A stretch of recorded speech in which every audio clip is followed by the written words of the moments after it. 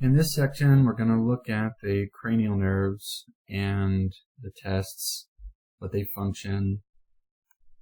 So this is going to be quite detailed and lengthy. Feel free to pause it at times so you can write down and catch up on some of the things that I say. Okay, first know that cranial nerves have two names. They have their Roman numeral name, as you can see here, Roman numeral 1, all the way through Roman numeral 12. And we have 12 pair of cranial nerves. So what we see on one side, we see on the other. Okay, so this is this person's right, and then here's their left side. So 12 pair of cranial nerves. And they name them in order, as you can see, going anterior to posterior. They just simply name them in order. There's the first one, so cranial nerve 1, all the way down to cranial nerve 12.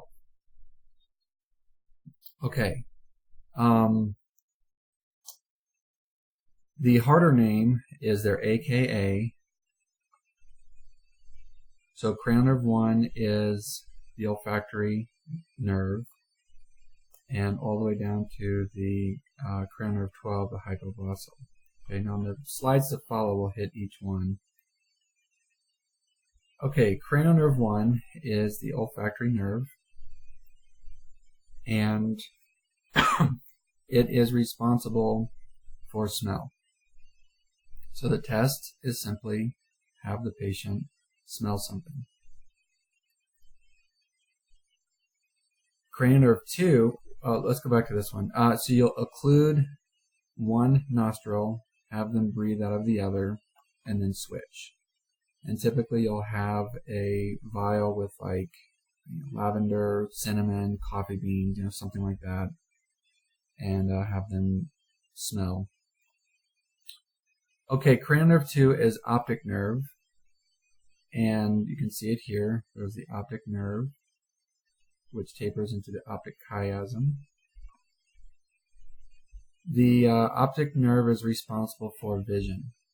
So the way that you have, one of the ways that you test is the Snellen chart is a good start. The Snellen chart. And that's that chart that has the E that goes, one way, and E that goes the other, that kind of thing. And then they get smaller and smaller. So that's the Snellen chart. So you have them cover one eye, and then read the chart as far as they can, and then have them cover the other. Okay. Now there's other visual tests you can do, but for our purposes, that is a good one. Okay, so Snellen chart. The other thing is pen light. So here is the pen light, and you're going to shine the light into, in this case, the right eye, and here's the left eye. So this is the direct eye, because the pen light is going directly into the right eye. The pupil, which was big because the light hit it, is now small. That's a pupil reflex. The concept is, if the light is dim in the room or wherever you are, your pupils will dilate, which means they open up, they get bigger. If a lot of light is present, the pupils get smaller, or constriction. So when you take a pen light and shine it into someone's eye, that's a lot of light, the eye will constrict. Pupil constriction, cranial nerve 2. At the same time, the opposite eye will also constrict. Just a moment later, it constricts, and that is cranial nerve 3 function. Okay, so let's do this again. If you shine the pen light in the right eye pupil constricts, and a second later, the left eye constricts. The direct eye is cranial nerve 2. The opposite eye is cranial nerve 3. and then you switch it. So then you take the pen light and you shine it into the left eye. Okay, so there's the pen, there's the light. So now the left eye is the direct eye, so that's cranial nerve 2. And the opposite eye is cranial nerve 3 with pupil constricting. Okay, you can see the optic chiasm, which is here. So it's where the eyes come together. And well, what I mean is the left eye goes this way, and the right eye goes that way. So where they cross, where they come together, that's the optic chiasm. Okay. All right, cranial nerve 3, the ocular motor nerve, and its job, as we said earlier, is the opposite pen light pupil constriction. And it's also responsible, remember our formula, LR6, SO4, R3, all the rest of the eye muscles, it's responsible for eye movement. Eye movement. You'll just have to remember what we talked about back on muscles, which all the rest of the eye muscles, what they do. Okay, what direction it moves the eye. So that's cranial nerve 3. I also like to simply call this the quote and unquote H test. And the H test, if you have a patient and they're sitting in front of you, and you take your pen and you say, follow my pen with your eyes.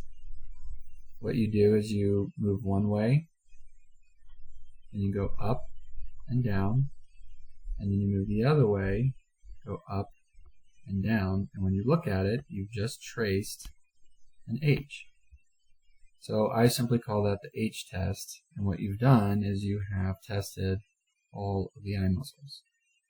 Okay, so cranial nerve 3, eye muscle movement, and opposite corresponding pupil reflex. Okay, cranial nerve 4, LR6, SO4, R3, so it's the superior oblique eye movement, which is an up and out movement, up and out. Okay, cranial nerve 5 is,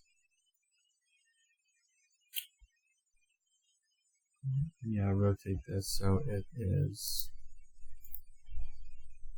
more visible.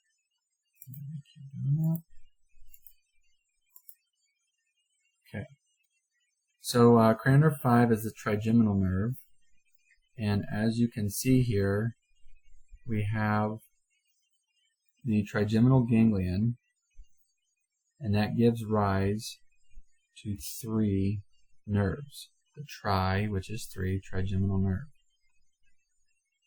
Okay, these 3 nerves have different names. Okay, the first division is V1, or the ophthalmic branch. The second division is V2. As you can see here, there's the V. V2, or maxillary. As you can also see, it's going primarily to that maxillary bone area. And then division 3 is the mandibular division, V3 or mandibular. And as you can see, it's going down to the mandible. Okay, so that's why they call it the trigeminal nerve. It's sensory of the face. So these areas, as right there, V1, V2, V3, those highlighted areas, that is the sensory part of cranial nerve 3. So the test is you take a Q-tip or something soft and you ask the patient, does this feel the same as this? Does this feel the same as this? And does this feel the same as this? As you stroke each division on both sides of the face, to the right side and the left. Right side and then the left. and then just simply ask, does this feel the same as this? So it's sensory. Can they feel that? Okay, the other one is motor to the temporalis muscle, which would be here, and then the masseter, which would be there. So that helps with motor function of the temporalis muscle and the masseter. So chewing, that helps move the jaw. All right, cranial nerve 6. So back to your formula, LR6, SO4, R3. And since if you use your cheat sheet formula there, the 6 goes to lateral rectus. Okay, so eye movement would be the test, specifically moving the eye laterally. All right, cranial nerve 7 is the facial nerve. Its function is facial expressions, so you have the patient move their face. So eyebrows up, eyebrows down, lips to the right, lips to the left, pucker the lips, smile, frown, facial expression. Okay, it's also responsible for anterior taste of the tongue. So if this is the tongue, okay, there's the tongue. The anterior portion here of the tongue, it is responsible for taste. Later we'll look at cranial nerve 9, which is the posterior part of the tongue for taste. But for right now, cranial nerve 7, anterior part of the tongue, taste, and facial expression.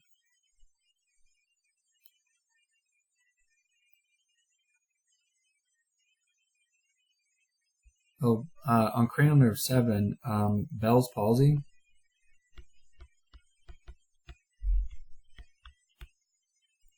is a condition where half of the person's face, the muscles stop working, so their face looks droopy. Typically, Bell's palsy is unilateral, which means it hits their right side of the face or the left side of the face, just depending on the person. And it is temporary paralysis of the facial muscles. And it's very scary. Cosmetically, it looks awful. People often think they're having a stroke because one of the signs and symptoms of a stroke victim is a droopy face. So they go to the hospital and they will do imaging studies of the brain, and they'll look for lesions and clots and stroke stuff and all that. And most of the time, they don't find anything. And so then they say, well, you have Bell's palsy. And not much they can do. They may try to give you some antiviral medication or whatever. They may, if you're lucky, recommend some homeopathic remedies, which would be immune boosting techniques, which I'm a big fan of. Most of the time with Bell's palsy, it is a pissed off ganglion, which temporarily shuts down the nerves. And because it's cranial nerve 7, your face gets droopy, one side or the other. So if that's the case, and you do immune boosting techniques, then you can likely get over this hump quicker.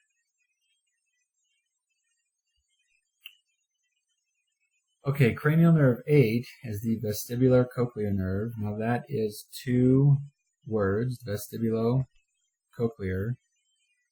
So this is the vestibular part, and this is the cochlear part. Okay, now if you'll notice, cranial nerve 8 is coming in, and then it splits into 2. Okay, so cranial nerve 8 comes in and splits into 2. The vestibular part, which is responsible for balance, and the cochlear part, which is responsible for hearing. So the test for balance, there's different ones. You can just simply have them, stand there and one foot up, the other foot up, walk a straight line. Those are also a type of cerebellum test, but bottom line is there's some things you can do to assess balance. Okay. The other thing you can do for the hearing is it's called Rhine and Weber. Okay, this is where you use a tuning fork. Usually a 512 hertz tuning fork. Okay. What you'll do, okay, this is going to get a little complicated, so bear with me here. So what you're going to do with Rhine, so here's your person. Okay, there's the ears. You're going to take the tuning fork and place it on the patient. Okay. And so there's a tuning fork, you place it on the patient. Now keep in mind you struck the tuning fork, and when you do that, the tuning fork will vibrate. And when you place the tuning fork on the bone, now if you notice they're on the mastoid process, the vibration is going to irritate hearing. And what you're assessing is bone conduction test. Okay, so for Rhine's test, which you might have misspelled it, I think it's this, R-I-N-N-E. For Rhine's test, you place it on the mastoid, the tuning fork vibrates. If they can hear it, they'll let you know. If they can't hear it, they'll let you know. And that's what you're looking for. Okay, then, after you do the mastoid test, you're going to take the tuning fork while it's still vibrating and place it next to their ear so that the sound waves go into the ear, and ask them if they can hear it. And then record their answer. And you'll do this to both sides. Okay, now the test itself does get a little bit more complicated than that, but for our purposes, that's what I want you to know. Also, I posted a video on it, so you can look for the Rhine and Weber hearing test. Okay, for Weber,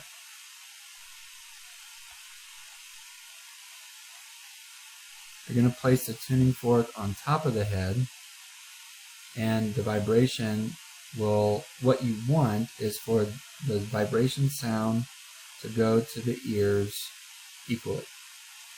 You're going to tell the patient, I'm going to strike this tuning fork, place it on top of your head, let me know which ear you hear the vibration in, the right, the left, or both.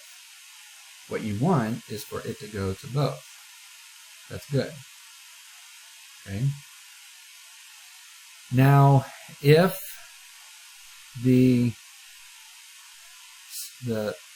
vibration only goes to, let's say, the right ear, then something's going on. Okay?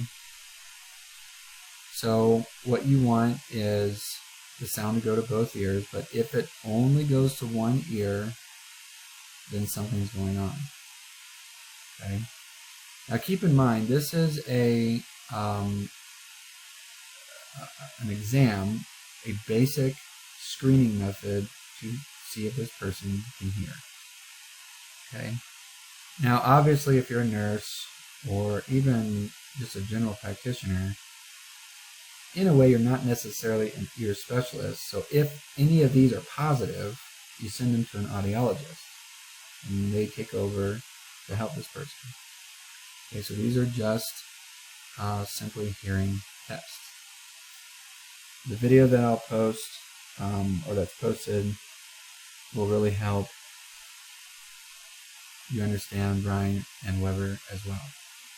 Okay, cranial nerve 9, the glossopharyngeal nerve. as you can see here, the nerve innervates the posterior part of the tongue, and this is the bitter taste of the tongue. Okay, so the posterior part of the tongue, the bitter taste. And a statement you can remember is the bitter back nine. It's a golf expression because your back nine is usually, for a lot of people, the worst part of their game because they're worn out by then. First nine they did okay, back nine their form is starting to break down because of fatigue and so forth. So that's when the clubs are being thrown and a lot of foul language and whatever, so it's the bitter back nine. It's also general sensation for the tongue, which means it is sensory gag reflex. Take your tongue depressor, which is like a fat popsicle stick. You inch your way back onto the tongue. When the tongue picks up on that sensory part, you will elicit a gag reflex. So cranial nerve 9 is the sensory part of that, which means they feel it. They actually feel the tongue depressing. When you actually have the gag reflex, that is cranial nerve 10, the motor part. So here we are, cranial nerve 10, the vagus nerve. Now if you notice, this nerve goes to basically everything in your thorax. Lungs, aorta, carotid arteries, throat, stomach, spleen, kidney, intestines, pancreas, liver, heart, everything. So, what's the test? Well, if the person's alive, vagus nerve is working. Okay? If vagus nerve was not working, that is a lot of damage. Okay? So, however, the simple test is the tongue depressor, sensory cranial nerve 9, you hit the gag part, motor cranial nerve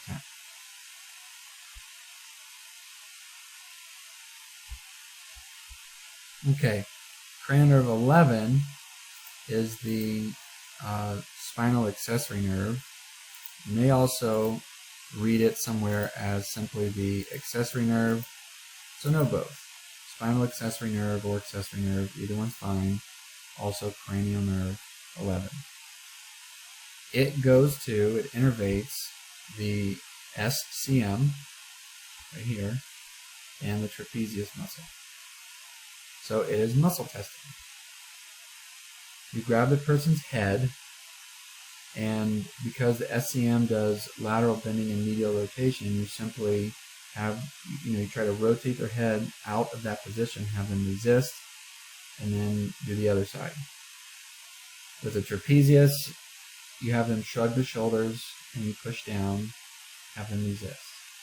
Now you're not trying to kill it, you're just doing enough pressure to have the patient engage the muscle to muscle test it.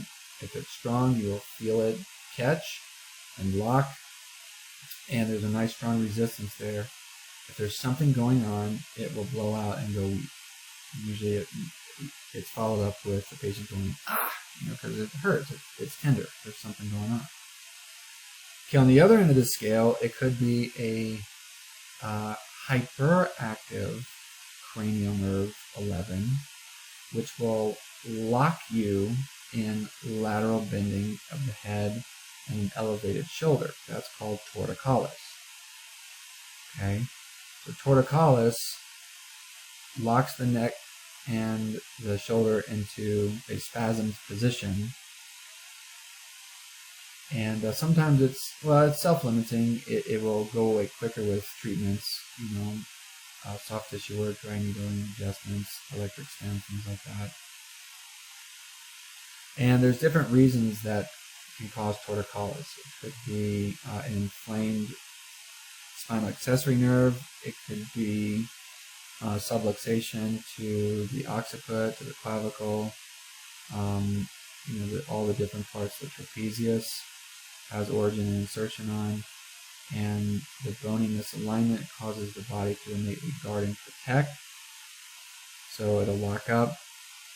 I had a patient once who was a high school wrestler and was thrown to the ground funny, his shoulder, head, and neck pretty hard, and that movement locked him up. And, of course, they thought he broke his neck. So at first he did ER stuff, and they ruled out everything and said, you have torticollis, so it'll eventually go away. So, and they let him go. Well, this boy's father was a patient of mine, so he called me up and told me what happened and said, yeah, bring him in. So brought him in and did some assessments and all that, and the impact had subluxed the occiput, C1, C2, and it also subluxed the clavicle. So once that was realigned and did some soft tissue work, he was like 90% better after just 15 minutes or whatever of treatment.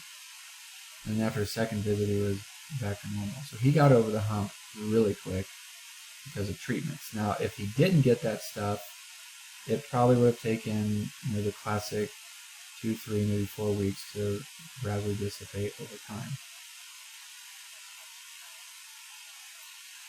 Okay, cranial nerve 12, the hypoglossal nerve.